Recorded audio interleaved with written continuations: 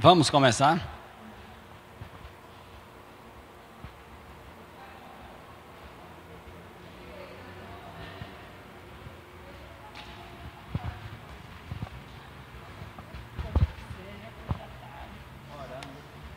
Já pode orar? Amém. Senhor nosso Deus, Pai amado, Pai querido, Pai, te entregamos, Senhor Jesus, essa parte da tarde em suas mãos. Que o Senhor continue falando aos nossos corações, Pai amado, nos instruindo. Muito obrigado, Senhor Jesus, pelo privilégio de poder estar aqui, Senhor Jesus, para nos aprofundar mais na Tua palavra. Continua usando, Senhor Jesus, o nosso pastor Joás para edificar as nossas vidas. Fica, Senhor Jesus, com cada um de nós e aqueles que ainda estão por vir. Te agradeço por tudo, em nome de Jesus. Amém.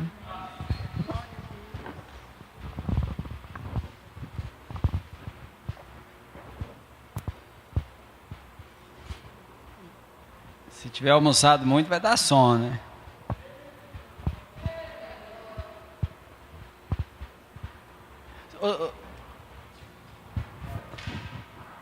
Deixa essa janelinha aí. Vai lá, Sérgio. Deixa esse Sérgio, porque tem que abrir o outro para não vai saber não.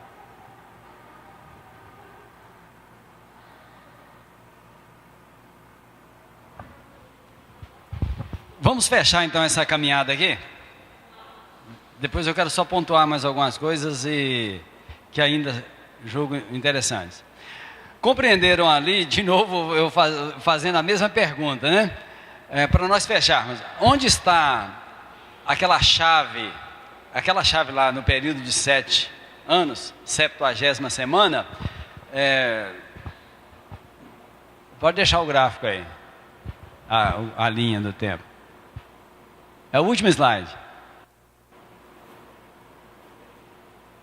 Então,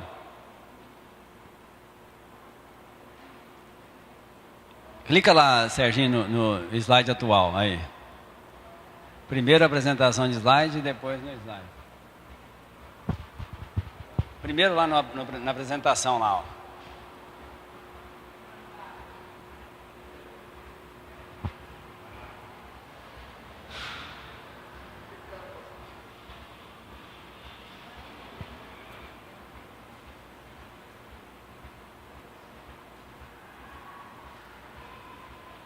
Mais em cima na barrinha lá, apresentação de slide.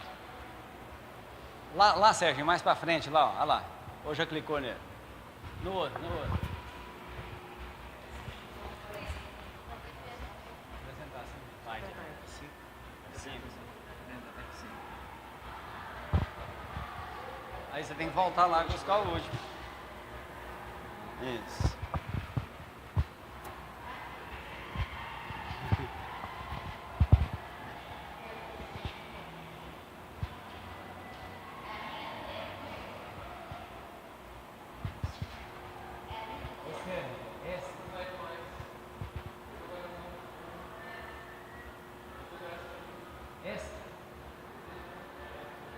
Vai lá, o último slide.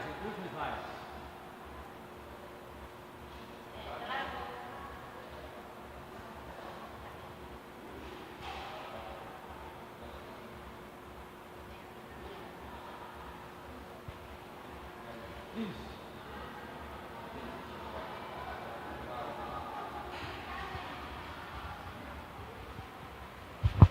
Terminada a era da igreja, arrebatamento, 70ª semana, 70 semanas estão determinadas sobre o teu povo. Lembra do texto? Daniel 9, 24.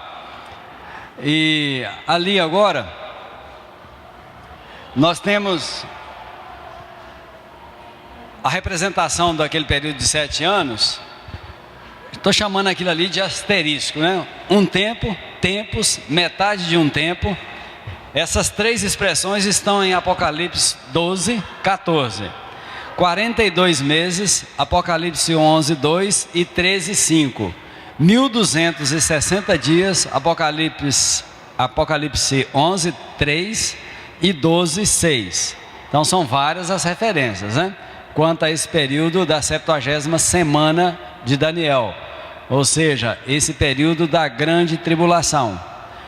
Um período de 7 anos, porém ele tem aí essa conotação de metade da semana, 3 anos e meio, e depois uma segunda metade. A grande tribulação propriamente dita serão os últimos 3 anos e meio. Todo o período é chamado de grande tribulação, mas especificamente a segunda metade, porque é ali que vai intensificar, né? O juízo de Deus é que se manifesta ali naquele período principalmente. Então muitas profecias se cumprirão nesse período. A partir da volta de Cristo, muitas profecias que não se cumpriram, se cumprirão. Lembrando que citei John Walvoord, ele disse que mais da metade já se cumpriram. Considerando mais de 1000, então há um número grande para se cumprir. Obviamente que se Jesus fosse voltar, exemplo, a arrebatar a igreja e não tivesse a segunda vinda dele, a outra parte que é voltar com a igreja, como que essas profecias iriam se cumprir? Então eu afirmo que eu creio que será mesmo, que haverá o milênio. Isaías, por exemplo, no capítulo 9, 7, fala sobre o trono de Davi. Ezequiel, irmãos, tem profecias que são tantas profecias cumpridas e outras que se cumprirão, e eu fico pensando, por exemplo, no próprio povo de Israel. Como pode uma nação nascer em um dia? O profeta faz essa pergunta: nascer uma nação em um dia? Foi Israel nascendo em um dia. Muitos havia de assoviar, admirados pelo que aconteceu. Então o profeta Isaías anteviu, ele teve essa visão antes de acontecer. Israel, que era uma terra deserta, passou a florescer. Ezequiel, naquela profecia, aquela visão que ele teve, na verdade foi a visão do vale de ossos secos. Aquela passagem, aquela visão que Ezequiel teve foi em relação à casa de Israel, e o próprio texto afirma isso. Os ossos são a casa de Israel. E aí a gente percebe como que essa profecia já se cumpriu quase no total. Por que quase no total? Porque a visão foi um vale de ossos secos, e depois ossos se levantando e batendo, osso contra osso, se juntando, e a ideia é de esqueleto mesmo, né? Humano, pensando em esqueleto humano. Depois carne e tendões cresceram, e depois, ainda agora, falta o espírito. Ou seja, a partir de 48, o Israel começou a voltar a massas mesmo, às centenas, aos milhares, retornando para a terra de Israel. E isso aí é cumprimento dessa profecia, os ossos se juntando contra ossos. E a partir então de 48 isso foi acontecendo, e hoje nós entendemos que os tendões e a carne já estão postos, ou seja, já estão prontos já. Israel está pronto para ficar de pé, e só que falta ainda o espírito. E como a profecia, como a visão é de um vale de ossos secos, e esses ossos secos são a casa de Israel, nós então temos aí que falta agora o Espírito. E ele, em sua visão, ele vê o Espírito Santo concedendo agora vida, e eles estando de pé como nação, mas ainda estão sem o Espírito. Isso vai acontecer posteriormente. E fazendo um paralelo, nós temos Oséias. Então nós temos Ezequiel, vale de ossos secos, e Oséias, capítulo 6, ele também traz uma palavra acerca disso: vinde e tornemos para o Senhor, porque Ele nos despedaçou e nos sarará, fez a ferida e a ligará, depois de 2 dias nos revigorará. 2 dias, 2000 anos, Ele nos revigorará. Já revigorou, a partir de 48. Ossos se juntaram com os ossos, o esqueleto se formou, carne e tendões foram com a pele, revestiu carnes e tendões, agora falta o espírito. Ao 3º dia nos levantará e viveremos diante dele. Isso aqui é uma palavra para Israel, profeticamente. Ou seja, Israel, a qualquer momento, depois que a igreja for levada, isso aqui se cumprirá. Conheçamos e prossigamos em conhecer. Palavra do Senhor para mim e para você também. conheçamos e prossigamos a conhecer. Então é nesse sentido que a gente absorve, porque tudo que foi escrito também para a nossa instrução. Basta a gente ter uma visão além dessa, de tentarmos espiritualizar tudo, mas pegarmos aqueles específicos, aquelas escrituras específicas acerca de cumprimento de uma profecia, que é o caso desse aqui, e termos esse olhar. Porque como que eu poderia aplicar esse negócio de 2 dias, colocar de pé e tal? É só para Israel. E esses 2 dias aqui na visão seriam 2000 anos. E considerando que nós já estamos em torno disso, 2 anos que houve a dispersão no ano 70, e agora em 48 eles retornam para a sua terra, a terra de Israel. E olha o que é Israel. Israel na verdade é uma potência. Israel em termos bélicos é o principal do mundo. O exército de Israel treina exércitos de outras nações, sobretudo dos Estados Unidos. Eles são altamente desenvolvidos. Israel exporta flores. Então aquele deserto floresceu. Israel está realmente na iminência de ser colocado de pé. E nesse sentido aqui, mais espiritual, Porque Deus voltando a tratar com Israel, isso acontecerá. E viveremos diante dele. Entrarão para o milênio e depois, no final do milênio, é o estado eterno, em que o próprio Cristo entregará o governo ao Deus Pai. Irmãos, tem tantas profecias assim se cumprindo. Exemplo, em Israel, um fenômeno que tem intrigado até cientistas, é um fenômeno que eles chamam de Bolliners, aparecimento de porções de água nas mediações do Mar Morto, porque o Mar Morto está secando. E olha que ele recebe as águas do Jordão. As águas do Jordão deságua nele no Mar Morto, mas ele está secando. O próprio Jordão também diminuindo. Isso é no mundo inteiro, no planeta Terra inteiro. Nós estamos aí com escassez de água. A água já é um problema e continuará sendo e agravará. E guerras por causa de água também estão para acontecer, já acontecem. Mas os Bolliners são porções de água, poças, vários poços vão surgindo e de água doce. E tem uma profecia aqui, uma visão de Ezequiel, e na verdade não é visão, é a profecia mesmo, de que as águas do Mar Morto deixariam de ser salgadas. Quando ele sai para medir, e ele começa a medir o nível das águas que deram nos artelhos, e depois nos joelhos, depois nos lombos, e isso ali, miraculosamente, já está acontecendo. Como que as águas do Mar Morto, salgada do jeito que poderiam ser saudáveis? Somente por Deus isso, E os Bolliners estão realmente jogando água para dentro do Mar Morto. E olhando para essa profecia, a gente entende que vai se tornar conforme está profetizado. Porque Deus vai cumprindo toda a sua palavra prontamente ao seu tempo. É claro que você, para ler, para tomar conhecimento melhor disso, você teria que ler Ezequiel, essa profecia de Ezequiel. Está no capítulo 47.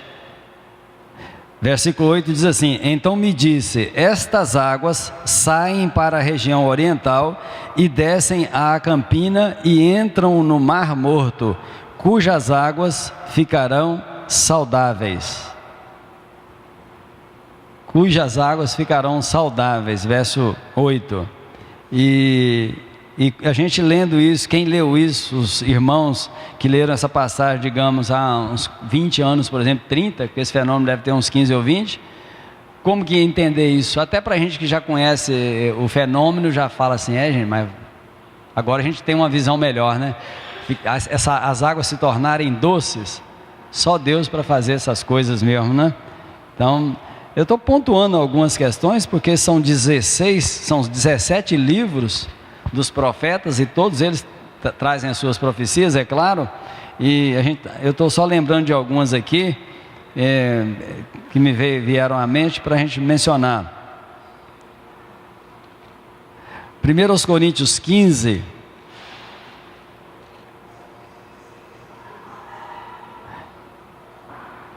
vou ler esse texto para entendermos o que está ali sobre o estado eterno.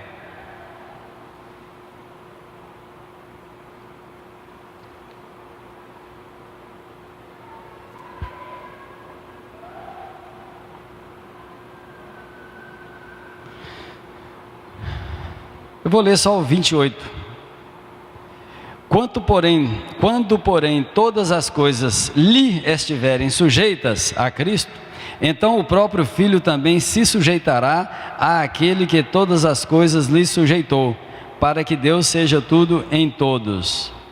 A ideia aqui, o verso 26, vamos pegar ele aqui também, 24. Então virá o fim quando ele entregar o reino de Deus. 23, cada um porém por sua própria ordem, está falando da ressurreição, Cristo as primícias, depois os que são de Cristo na sua vinda, arrebatamento, e então virá o fim quando ele entregar o reino ao Deus e Pai, quando houver destruído todo o principado, bem como toda a potestade e poder, porque convém que ele reine até que haja posto todos os inimigos debaixo dos seus pés. O último inimigo a ser destruído é a morte. Isso aí no final do milênio. Porque todas as coisas sujeitou debaixo dos seus pés. E quando diz que todas as coisas lhe estão sujeitas, certamente exclui aquele que tudo lhe subordinou, que é Deus. Quando, porém, todas as coisas lhe estiverem sujeitas, então o próprio Filho também se sujeitará àquele que todas as coisas lhe sujeitou, para que Deus seja tudo em todos. Essa é a ideia, então, do estado eterno. O próprio Cristo entrega tudo ao Deus Pai, e aí será a eternidade que a gente menciona como eternidade futura. Esse sentido de eternidade não tem começo, não tem fim. Por exemplo, Deus é eterno, não teve princípio, não teve fim. Se alguém me pergunta, os anjos são eternos? Ou o homem, nós somos eternos? A resposta é não, porque nós tivemos princípio. Os anjos foram criados, não são eternos. No sentido futurístico, sim, nesse sentido. Considerando para frente, eterno, eternidade. Então não terá fim, nem anjos, nem homens. Não haverá fim, eternidade. Somente Deus não teve princípio, somente Deus não terá fim. Mas quem teve princípio foi criado. Então todas as criaturas espirituais, e nós, no caso, pessoas criadas à imagem e semelhança de Deus, não somos eternos nesse sentido. Mas o estado eterno é esse em que Cristo entrega tudo e se sujeita a Deus Pai, e toda a eternidade. A gente às vezes fala assim, onde você vai passar a eternidade? Eternidade não se passa, né? Já que é eternidade, é para sempre. A expressão séculos dos séculos, né? Para sempre. Se a gente ficar pensando nisso, a cabeça dá um nó, né? Pensa em eternidade, sem fim, o negócio não tem fim. Aí você fala, mas não tem fim, 1 milênio, 2 milênios, milhares, eras e mais eras, não tem fim. Aí você vai fazendo esse raciocínio aqui. Melhor parar por aí, senão traz aí às vezes uma tendência de trazer um nó na nossa cabeça, né? Esse é o sentido de eternidade. Irmãos, eu vou fazer uma abordagem agora, antes de passar para a ministração, sobre focar aqui a família, analisando o contexto da nossa época. Em que contexto que nós vivemos? Contexto difícil, né? É isso, ninguém nega. Nós não negamos isso, nós estamos vendo aí, estamos vivendo um tempo muito difícil. Essa palavra, a palavra de Deus, a nós revelada, ela é conhecida do inimigo das nossas vidas. Satanás conhece essa palavra, e conhece muito bem.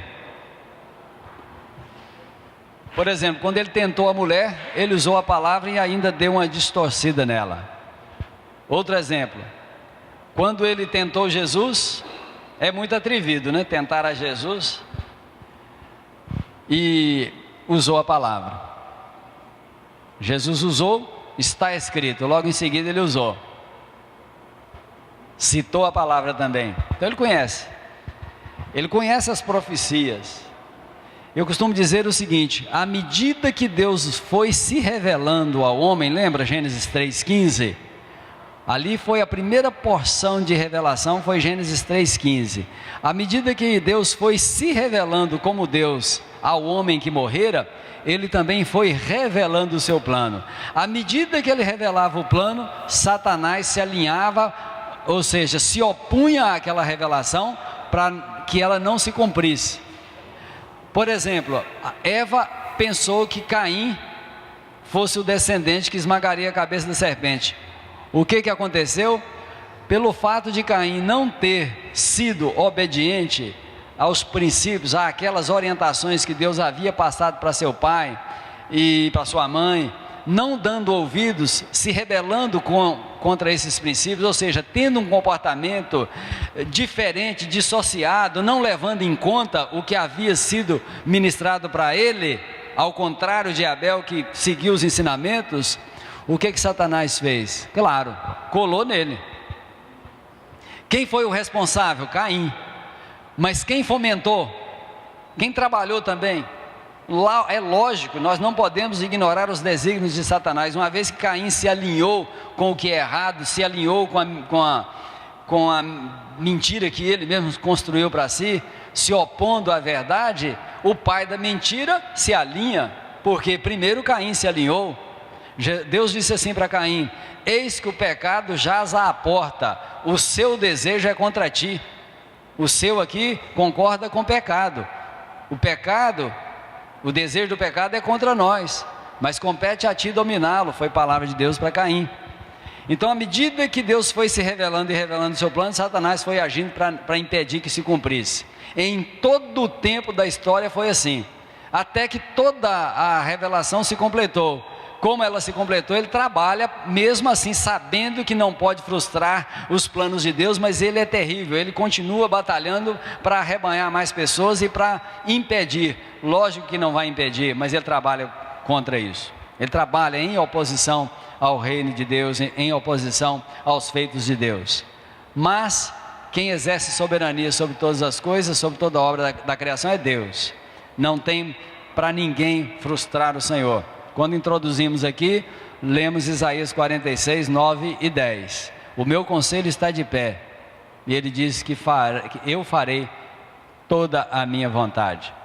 Então toda a vontade de Deus foi feita e haverá de ser feita. Ninguém pode impedi-lo de realizar o plano dele. O plano dele está em execução, e ele o levará a bom termo. Queira Satanás ou não, é lógico que ele não quer, né? Ele não quer, mas levará a bom termo. À medida que, quando nós também, como pessoas tementes a Deus, nós como filhos de Deus, quando pecamos, estamos desagradando, estamos ofendendo a Deus pelo pecado, por causa do pecado, e ao mesmo tempo, o inimigo das nossas almas, ele já tenta entrar ele já encosta mesmo. Se a situação que já é de pecado pode ser agravada pela ação dele, porque pecar contra Deus, pecar contra irmãos, pecar contra pessoas, é pecado contra Deus, e também é pecado contra nós mesmos, pecado contra o corpo, por exemplo, quando praticamos alguma coisa que a Bíblia diz para nós não praticarmos. Se alguém adultera, pecou contra o corpo.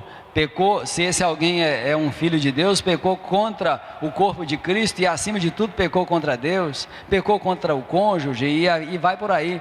E aí o que faz o inimigo? Ele entra para perverter mais ainda. Portanto, irmãos, qualquer que seja o pecado, quaisquer que sejam os pecados que cometermos, o Senhor é fiel e justo para nos perdoar e nos purificar de toda injustiça. Portanto, nós temos que praticar essa espécie de respiração espiritual. Alguém chamou isso de respiração espiritual. Em qualquer que seja o momento em que nós falhamos, pecamos arrepender. Estou falando, irmãos, coisas simples, mas que são pecaminosas. Atitudes simples que são pecaminosas. Não é esperar se agravar para sair para ir pedir perdão ao Senhor, não. O perdão deve ser praticado, esse pedido, todos os dias. Por outro lado, a prática pecaminosa precisa de ser abandonada. É necessário que abandonemos o pecado. Mas nós temos uma natureza pecaminosa. Nós pecamos por pensamento. Temos que pedir perdão ao Senhor. Não é? Todos os dias nós pecamos, porque nós pecamos por pensamento. Milhares e milhares de pensamentos, se não milhões, passam pela cabeça, segundo alguns aí, teóricos, e nesses pensamentos, nesse turbilhão de pensamento, nós pecamos. E se nós pecamos, temos que pedir perdão. Nós temos que ter essa consciência: Senhor, eu pequei contra o Senhor. Se for alguma coisa que eu não entendi ainda, Senhor, traz à tona. Manifeste, Senhor, som do meu coração. Disse ontem, né? Vê se há algum caminho mau, ou então, certamente há. Guia-me pelo caminho eterno. Esse é o pedido de perdão, é a súplica, isso é no cotidiano. Pedir perdão uns aos outros. Se você ofender seu irmão, peça a ele perdão. Ele é fiel e justo para nos perdoar, nos purificar de toda injustiça. Então, voltando aí a essa ação do império das trevas contra nós, contra a humanidade, sobretudo contra a igreja. Irmãos, olha, as coisas que estão acontecendo, às vezes parece que nós nos acostumamos, a humanidade vai se acostumando com as coisas e com o estilo de vida. Eles vão trabalhando, né? Porque na verdade as mudanças elas ocorrem na mente, é por meio da mente, é por meio da massificação, é por meio da veiculação de notícias e de conceitos mundanos, é que as mentes vão se alinhando com aquilo. A ação de Satanás, dentre as muitas, uma delas é perverter a própria palavra de Deus, é distorcer a palavra de Deus, é levar as pessoas a não dar mais crédito a essa questão de crente, de ser crente, porque é muito cômodo, né, para as pessoas, quando olham e dizem assim, que nada esses crentes, e aí essas pessoas acham que pelo fato de acontecerem muitas coisas aí escandalosas, eles se justificam. Não se justificam, não adianta apontar de um modo geral para as coisas erradas que acontecem, para os escândalos, e querer se eximir das suas responsabilidades. Não dá para fazer isso. Adão, quando pecou, e a mulher, eles se esconderam. Quando ouviram a voz de Deus, se esconderam, tentaram a se esconder. As pessoas ficam aí se escondendo atrás dos seus escudos, das suas folhas de figueira, mas com Deus não tem isso não. Ele é Deus que estabeleceu, está estabelecido, independentemente do pensamento do sujeito. Não adianta rebelar contra a palavra de Deus, não adianta. Nós temos que aceitar os desígnios de Deus para nós e nos alegrarmos por Ele nos ter alcançado. Uma pessoa pode olhar para o fenômeno aí, a lei da física em relação à eletricidade, e dizer o seguinte, exemplo, uma pessoa nunca ouviu falar de eletricidade, aí você pega dois fios assim, fase neutro, aí fala para ele aqui, tem uma diferença de potencial nesses dois fios, correspondente a 127 volts, você não sabe o que é isso não, mas é um potencial, é algo forte, que se você pegar nesses dois fios aqui, você vai tremer todinho. Se você segurar nos dois aqui descascados, você com o pezão no chão, você vai morrer. Não acredito nisso não estou vendo nada aí. Adianta falar que não acredita, porque não está vendo nada? Não adianta, se pegar conforme foi alertado para não pegar ele pegar, o que vai acontecer? Fatalmente, se grudar ali, se não desligar a fonte, vai morrer mesmo, porque segurou no fio nu aqui, nos dois, as mãos, os músculos contraem, a corrente elétrica vai ficar circulando aqui, sobretudo no coração, vai sair daqui, passar pelo coração e vai morrer mesmo. Assim é com as leis de Deus, Ele estabeleceu, está estabelecido. Ele lá no Éden derramou sangue de um animal, tipificando Cristo. Esse é o método para a justificação, para a salvação. derramamento de sangue. Adianta rebelar-se contra isso? Adianta as pessoas dizerem no mundo lá fora, esses crentes são meio doidos, meio malucão aí, sei para que isso, ficar indo na igreja e tal. Tem uma série de coisas que são faladas, não importa, nós sabemos em quem temos crido, e nós estamos bem certos de que Ele é poderoso para guardar o nosso depósito até o dia final. Vivemos tempos difíceis, mas a nossa esperança está firmada no Senhor. Satanás conspira contra a humanidade e contra nós, povo de Deus, mas nós temos que nos unir cada vez mais em favor deste propósito, de prosseguirmos a nossa caminhada, sem olhar para trás, como se aquela palavra de Jesus, mão no arado, olha para frente. Quem olhar para trás não está apto, porque se olhar para trás, os olhos serão postos nessas coisas e certamente pode fraquejar. Então nós olhamos para frente, para o alto, para o autor e consumador da nossa fé. Nossa abordagem aqui é até 1h30, 2 até 3h30. Então antes das 3h30 a gente passa para a ministração. Agora, para nós entendermos um pouco do que está acontecendo, irmãos, eu estava falando, já falei isso para muitas pessoas. Nós estamos vivendo de 2000 para cá, no nosso contexto brasileiro, a era da internet. A internet foi no finalzinho do século passado, do milênio passado. Chegou aqui lentamente no Brasil e hoje, depois de 15 anos, não sei, eu não pesquisei isso, mas eu creio que a maioria dos brasileiros tem, uma boa parte mesmo, se alguém tiver dados aí em percentual, 70%, sei lá, o que for, pode falar aí se tiver conhecimento. Eu não sei, porque eu não pesquisei, mas a maior parte da população brasileira, eu vou falar só brasileira, mas isso aqui é mundial, vamos pegar mundial mesmo, tem acesso à internet, tem celular, tem esse negócio, está ligado, está sintonizado aí, está na rede. Irmãos, então, a internet, ela trouxe algo de bom, de certa forma democratizou o conhecimento. Por outro lado, esse conhecimento está disponível, o acesso ao conhecimento está disponível. E hoje, não adianta, eu estava dizendo para um irmão aí, para alguns irmãos, sobre isso. Pastorear a igreja, pastorear o rebanho, pastorear o rebanho de Cristo, pastorear um grupo de pessoas não é tarefa fácil, inclusive quanto ao aspecto doutrinário. Sabe por quê? Porque o acesso às informações e o número de informações são esse número é muito alto, é elevadíssimo.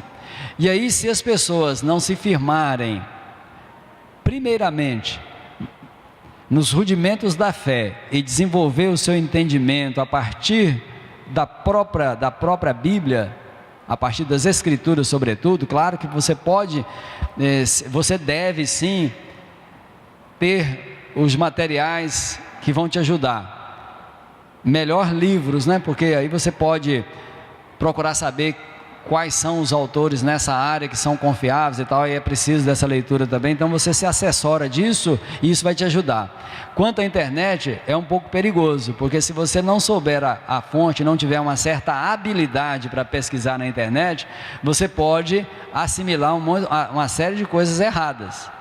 Até para pesquisar na internet tem que ter critério, tem um procedimento para isso aí. Por que estou dizendo isso? Porque o acesso está aí, qualquer um acessa qualquer tipo de assunto. Então tem vídeos no YouTube sobre tudo. Se você coloca lá anticristo, com certeza vai aparecer um catatal de vídeos sobre o anticristo. Se você colocar assim, João Paulo como não sei o que lá, vai aparecer. Então tem gente aí que gravaram vídeos e mais vídeos sobre isso, dizendo, discorrendo sobre essa questão do rei, do sétimo e do oitavo, que está lá em Apocalipse, e vão falando sobre isso, e vão ministrando isso como se realmente fosse aquilo ali.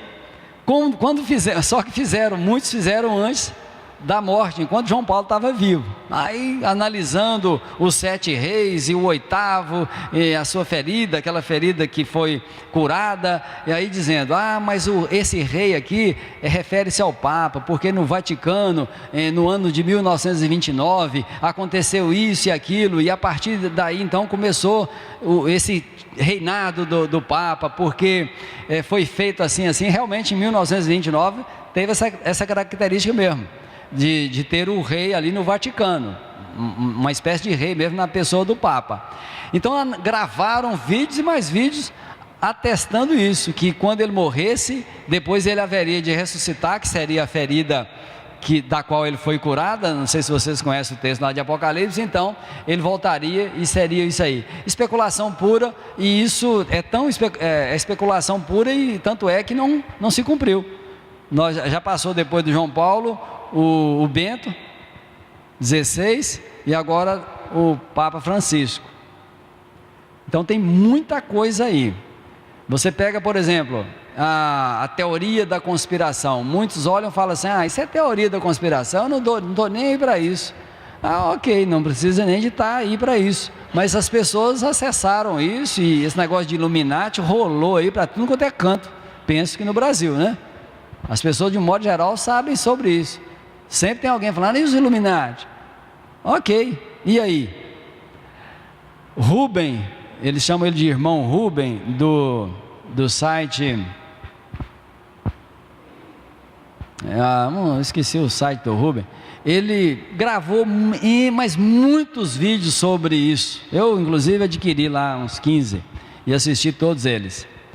Esse Rubem, no início dessa caminhada dele, ele gravou muito material importante e emitiu a opinião dele, mas os anos se passaram, e já se passaram aí, digamos, uma década, e ele já tomou rumos estranhos. Aquele Rubem que vez por outra falava coisas coerentes em relação a Cristo, hoje a posição dele, de alguns anos para cá, já é totalmente diferente daquela que ele começou. Ele colocou todas as religiões evangélicas e não evangélicas colocou tudo no mesmo pacotão e chamou isso de sistema religioso. E aí ele combate tudo, combate dízimo, combate oferta, combate pastor, combate pregação, e vai combatendo as igrejas de modo geral. Então eu não sei para onde que ele está indo. Começou até bem, mas escambou. Então essa questão de Illuminati, como os dominadores, toda essa questão econômica, isso é verdade mesmo. Existe um grupo que domina o mundo pelo poder do dinheiro. Isso está registrado na história paralela. Isso aí não é conversa de conspiratória, não. Em 1773, um banqueiro de 29 anos, alemão, Meyer Rothschild, ele teve uma ideia, como banqueiro, como poderoso, de chamar pessoas para aderirem ao plano dele. O plano dele é o seguinte: podemos juntar as nossas forças, o nosso poder econômico, a nossa capacidade de gerir e dominar o mundo.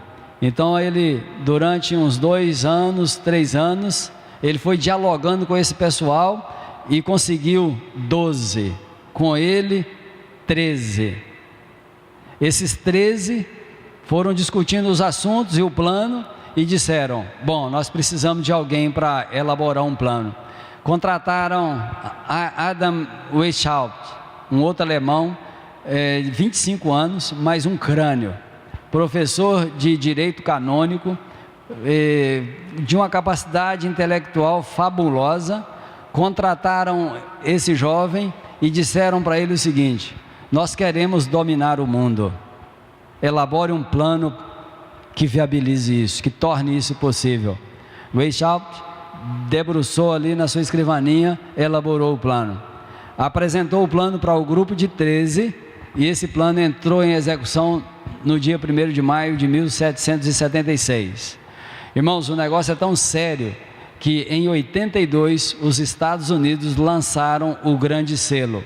O Grande Selo dos Estados Unidos está, por exemplo, na nota de $1. No caso, só parte dele, que é a pirâmide, mas o Grande Selo é assim: tem uma pirâmide, tem acima da pirâmide uma águia, Essa águia, em uma das garras dela tem 13 flechas, na outra tem 13 ramos. 13 ramos e 13 flechas, homenagem a eles mesmos. 1776, agora em 82, logo em seguida. Então, qual é a mensagem ali? Eles mesmos, por cima da cabeça da águia, assim, tem 13 estrelas, referência aos 13. Esse grupo, então, tem dominado com o seu poderio econômico. No caso da pirâmide, a pirâmide assim, ela tem um olho no vértice superior. Então a pirâmide está aqui no vértice superior, um olho, eles chamam isso de olho que tudo vê. Na maçonaria é um G, Gadu, G de Gadu, grande arquiteto do universo. Aquilo ali, irmãos, a maçonaria é um braço direito, é braço direito do satanismo. Essa pirâmide, ela tem uma composição da seguinte forma: 2 aspectos, da humanidade, que para eles não passa de gado humano, e o outro aspecto é, em termos de domínio, a base da pirâmide tem 4 homens, no caso, representando pessoas, depois mais 3 e depois mais 2 pessoas. 4 e 3, 7 com 2, 9, fecha em cima com Satanás. Essa representação aqui dessa pirâmide, ela especificamente diz o seguinte: o satanismo está sendo implantado no mundo inteiro. Ele já foi implantado, mas está crescendo no mundo inteiro. Existe uma base em cada ponto estratégico do planeta Terra, representado por esses 9. Se você conhece, já ouviu falar de Daniel Mastral, ele dá o testemunho dele. Ele foi concebido e preparado para ser um dos 9. Ele seria o representante de Satanás na base em São Paulo, mas Deus o resgatou. Não é, mas ele conta isso com muita propriedade.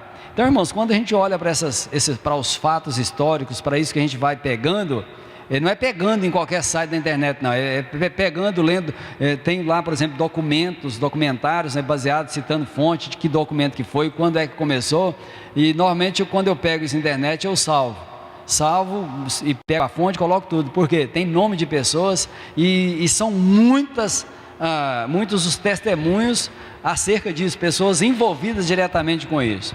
Então, quando a gente caminha de 1776 até os nossos dias, nós vamos pegar de novo uma outra data. Antes, porém, lembrar que o plano estabelecido a pedido dessa elite aí, de dominar o mundo, o Weishaupt então estabeleceu 5 metas. Todas as 5 metas estão em franca execução, praticamente tudo concluído. Êxito em todas as etapas, em todas as metas. Eu vou só mencionar 2 metas: a abolição das religiões e a abolição da família. Não precisa ter mente brilhante para entender o que está acontecendo com a família. Não precisa, basta você olhar. Vamos olhar para a nossa família, não precisa de olhar para a família do vizinho nem do outro, não. Não precisa de olhar para a família do incrédulo, não. Não precisa de olhar para a família do depravado, do drogado, disso, mas aquilo não. Basta olhar para a nossa família, porque nas nossas famílias nós estamos enfrentando muitas dificuldades. Irmãos, coisas que a gente nem pensava em enfrentar, nós estamos enfrentando. Por quê? Porque esse mundo jaz no maligno. Não fosse Deus por nós, nós estaríamos destruídos. Mas Deus é por nós e Ele vela por nós. Mas a luta nossa, ela é constante. Não é contra a carne nem contra a sangue, mas é contra principados e potestade, contra essa corja do inferno, né? Efésios 6 fala sobre isso. A partir do verso 10 ali, 12, etc. Então essa é a situação do mundo hoje. Essa abolição da família, irmãos, tem acontecido assim. Por que os países ocidentais, de um modo geral, têm feito apologia ao homossexualismo? Vocês acham que isso é simplesmente uma reivindicação? Isso foi surgindo e está acontecendo por acaso? Não é nada por acaso. Não tem acaso, não. Deus, no seu governo, está deixando, sabe por quê? Porque a iniquidade dos pais, ela é visitada nos filhos, por consequência. Não é porque Deus é mau e tem a mão pesada, muito pelo contrário, Deus é bom. Mas quando ele disse assim: eu sou Deus zeloso, que visita a iniquidade dos pais nos filhos, até a terceira e quarta geração daqueles que me aborrecem, mas uso de misericórdia até 1000 gerações para com aqueles que amam e guardam os meus mandamentos, os meus preceitos. Esse é o Deus da misericórdia. Até 4 e até 1000 são aqui uma hipérbole e um número pequeno, mas para a gente entender a grandeza dele e a misericórdia dele. Agora isso vem como consequência do pecado. Bênçãos e maldições, ou bênção e maldição, tem a ver com obediência e desobediência respectivamente. Se o critério para bênção é obediência, para maldição é desobediência. Maldição, sobretudo desobediência, é isso que a Bíblia nos ensina. A ideia de que maldição é porque o outro amaldiçoou, porque é isso, mas aquilo, são outras leituras que são feitas, mas a essência é essa: bênção gera, obediência gera bênçãos, desobediência gera consequências, que lá a Bíblia em Deuteronômio chama de maldições, e em outros textos também maldição. Essa é a questão. O problema é ter uma outra leitura sobre maldição. Esse é que é o problema, é questão terminológica. Absorver o termo e dar uma conotação diferente daquela que prevalece no texto. Correto? Como essência. Abolição da família, abolição das religiões. Realidade de hoje. As famílias estão aí, de um modo geral, destruídas, né? Com todo respeito às irmãs em todo o mundo, em todo o planeta, né? Mesmo não conhecendo, mas com todo respeito, por causa da situação difícil em que vivemos. Essa é outra situação também, que ela vai sendo trabalhada para ficar difícil. Irmãos, crises também elas surgem porque eles querem que surjam, tá? Eles têm interesse nisso, trabalham para isso, para colocar a humanidade sob um sufoco terrível, até que haja uma rebelião e guerras e mais guerras, e matam um monte de gente, para depois começarem a reagir, para trazer de novo o progresso, a prosperidade, o que for. Mas a situação é a seguinte: o contexto é difícil, muitas irmãs, muitas servas de Deus precisam de sair de casa para trabalhar, isso é verdade, mas deixando essas questões, sem analisar os méritos disso, e sem tentar a discorrer e questionar isso, apenas para pensarmos. O plano foi, para abolir a família, o plano foi tirar a mulher de dentro de casa. Pronto. Tirou a mulher de dentro de casa, a família ficou vulnerável. Concordam? Você pode concordar e mesmo assim precisar de trabalhar fora. O fato de você ter que trabalhar fora não significa que você não tenha a responsabilidade de dizer sensatamente: não, eu concordo. Por quê?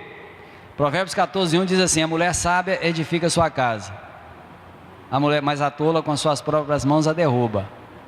A mulher sábia edifica sua casa. Para edificar tem que ficar lá. Se sair, pode até continuar edificando, mas é mais difícil, concordam? Claro que é mais difícil. Então o plano foi: deixa a mulher, vamos proporcionar isso. Então elas foram introduzidas em todas as áreas do mercado, etc. Na área da produção, etc. Gerenciamento de empresa, etc. E elas foram avançando. E o número de mulheres no Brasil, por exemplo, e em muitos outros países, ele sobrepuja o número de homens. Então qual é a tendência? A tendência é ir fracassando e diminuindo a postura, a posição de líder, a responsabilidade de líder sobre os homens. Então isso vai acontecendo. Isso tanto acontece no seio da família como acontece no seio das religiões. Então a mulher avançando, ela alcançou isso, muita coisa. Eu até costumo dizer assim: a mulher foi subjugada tanto pelos homens, desde o Éden, desde o pecado. É como se ela tivesse encerrada, comparando assim, né? Como se fosse uma panela de pressão, tapada, hermeticamente fechada, sem válvula de escape, sem válvula de retenção, fechada. Colocou lá os ingredientes naquele panelão de pressão e líquido, botou um foguinho embaixo e deixou. E ela foi esquentando ao longo desse tempo todo, desde que o pecado entrou na esfera humana, até chegar nos anos 60, e a pressão foi tão grande que ela explodiu. Comparo assim o que aconteceu, que é o chamado movimento feminista. Tanta pressão sobre elas, que aí aconteceu mesmo, porque sempre foi subjugada, sempre foi desvalorizada. Houve uma época na Idade Média que questionaram até mesmo se a mulher tinha alma. O absurdo que já se cometeu em relação às mulheres. Isso é terrível, terrível mesmo, porque Cristo, Ele traz uma emancipação para a mulher no sentido de pessoa, como pessoa. Quando nós falamos assim, sacerdócio universal, como sacerdócio universal, nós como sacerdotes, o universal significa o seguinte, que todo crente é sacerdote e sacerdotisa.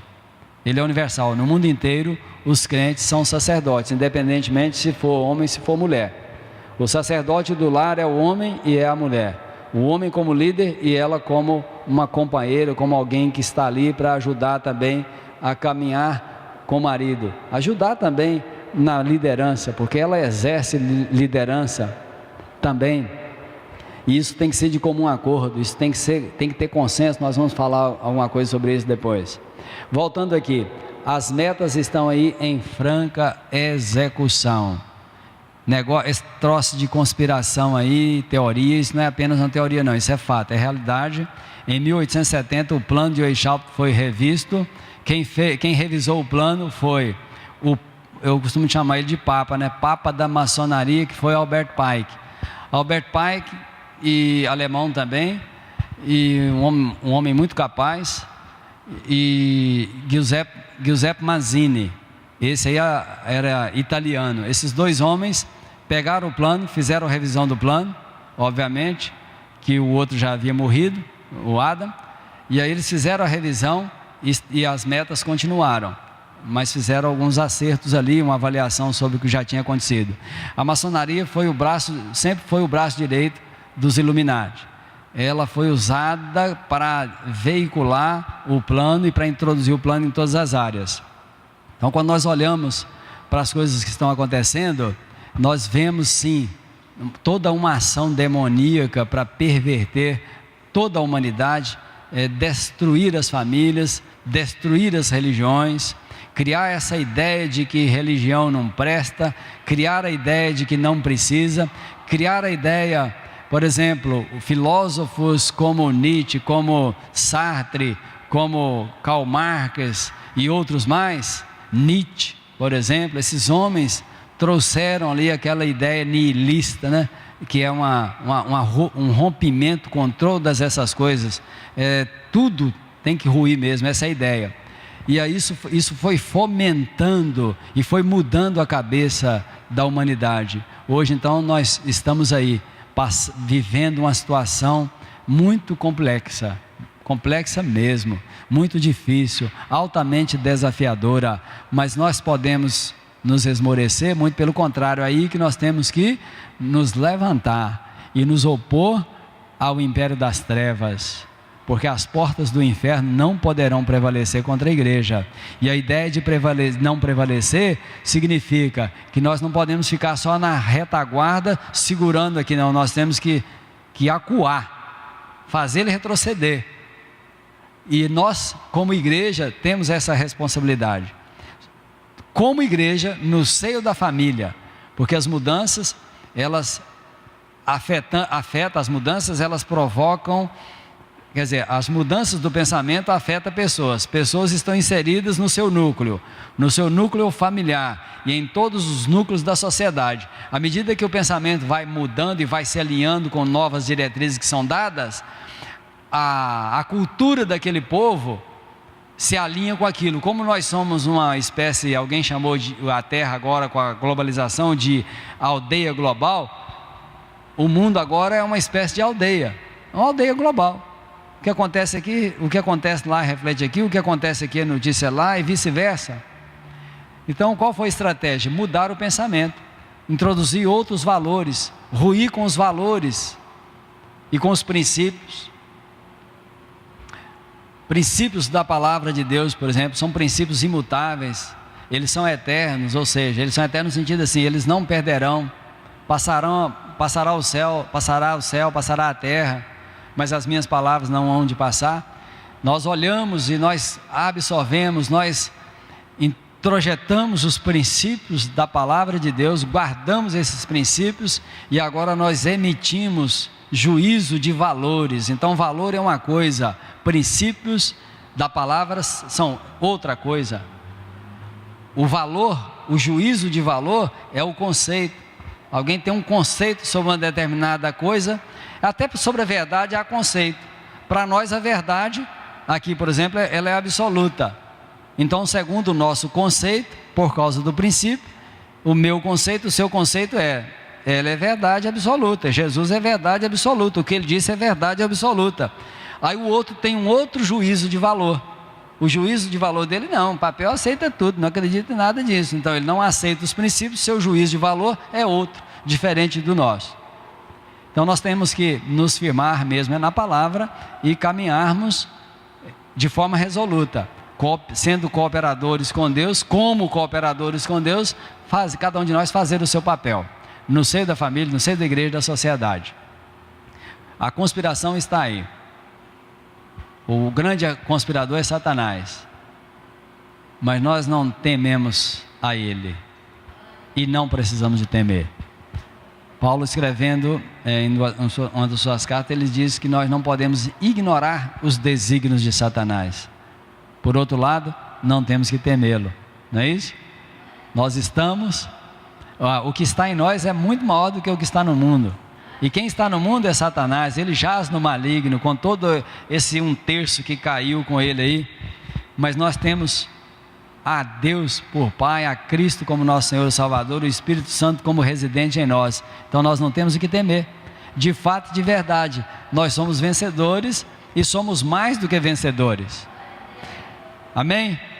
Então fechando, irmãos, a escatologia tem tanta coisa, mas eu creio que aí deu uma visão apenas, foi uma visão geral, não tem como memorizar, absorver, ainda mais eu falando aqui sozinho, né? Eu dou oportunidade, por exemplo, se eu der oportunidade para alguém falar, alguém vai querer falar alguma coisa, perguntar? Se quiser levanta a mão que eu levo o microfone. Mas são muitas informações históricas e também informações e também algo que forma, né? Que forma também a nossa e reforça a nossa fé, porque também mencionamos muitas coisas aqui a partir da Bíblia. Claro que é a partir da Bíblia todas, mas aquilo que é aspecto histórico é apenas para reforçar, apenas para nos ajudar a entender a linha do tempo, desde o princípio, desde a eternidade, desde antes da fundação do mundo, percorremos então, antes da fundação do mundo, a fundação do mundo, a criação do homem, o pecado do homem, e aí começa a contagem do tempo, a partir da queda. Quem porventura não participou ontem, a partir da queda começa então a contagem do tempo. A cronologia bíblica é a partir da queda até a chamada de Abrão, cerca de 2000 anos, da chamada de Abrão até Jesus, cerca de 2000 anos, de Jesus até agora, cerca de 2000 anos. Então, desde a queda até agora, segundo a cronologia bíblica, pegando aqui números que a gente consegue tirar da Bíblia, e eu já fiz esse exercício, são 6.100 e poucos anos, de acordo com a cronologia, sem levar em consideração algumas coisas que outros levam em consideração, e aí nunca há consenso entre as cronologias, e exatamente por falta desse consenso, eu já tinha consultado várias cronologias durante a minha caminhada aí, e interessado pelo assunto de escatologia, e ao longo da minha caminhada lá no princípio, na primeira década, eu olhava e não conseguia ver, não batia, algumas datas coincidiam, mas outras não, diferenças às vezes assim consideráveis, e um dia eu falei, não, eu vou construir uma cronologia, ou seja, vou apurar esse negócio. E à medida que eu fui lendo a Bíblia, eu fui anotando, tudo quanto é número que aparecia na Bíblia, que eu ia anotando. Número assim, em relação a pessoas, em relação a alguns eventos. E aí elaborei essa cronologia. Então deu 6.100 e poucos anos. E considerando algumas datas que são consenso. Por exemplo, 1445, falei aqui, foi o ano 1445 antes de Cristo, foi o ano em que ocorreu o Êxodo. No ano 1050, foi o ano em que Saul reinou, começou a reinar. E como cada um reinou 40 anos, a gente sabe que o ano em que houve a divisão foi no 931. Então, há algumas datas conhecidas na história. 605, por exemplo, foi o ano em que Nabucodonosor invadiu o Reino do Sul e levou lá os líderes cativos, né? Daniel foi junto. Então, pegando essas datas e fazendo um movimento na linha do tempo, um movimento para trás e para frente, e cruzando informações, eu fui obtendo, por exemplo, 7 anos de campanha entre os cananeus, para a conquista da terra de Canaã. 7 anos não aparece escrito em lugar nenhum, foi deduzido. Então muita coisa foi deduzida, mas deduzida com essa movimentação, pegando alguns textos que não falam especificamente, diretamente que são 7 anos, mas dá para deduzir que foram 7. Muitos outros exemplos. Então toda essa cronologia, os 1656 anos, expliquei ontem, eles surgem a partir do capítulo 5 de Gênesis, e aí então vem a era depois de Cristo, que aí é fácil, né? É só estudar, fácil assim em tese. É só estudar a história da igreja, ou pegar aí, se quiser saber, é só buscar na história os acontecimentos, os fatos ocorridos depois de Cristo. Mas para nós o que interessa mais é isso. Nós somos igreja e estamos vivendo nesse presente. Esse é o tempo presente para mim e para você. É presente de Deus para mim e para você. Mas é responsabilidade minha e tua fazer aquilo que precisamos de fazer, que cada um precisa de fazer. Como ser humano, como pessoa do sexo feminino, como pessoa do sexo masculino, independentemente da idade e do status, se esposa, se solteira, se solteiro, se esposo, se filho, se avó, se avô. Então, estamos aí inseridos nesse contexto difícil, mas a vitória nos é garantida. Amém? Somos mais do que? Por meio de quem? Que nos amou. Amém. Glória a Deus. Vamos fechar agora com uma oração. E aí, o Sérgio, pode fechar esse slide. Pode fechar esse slide e abrir o outro. Pois não.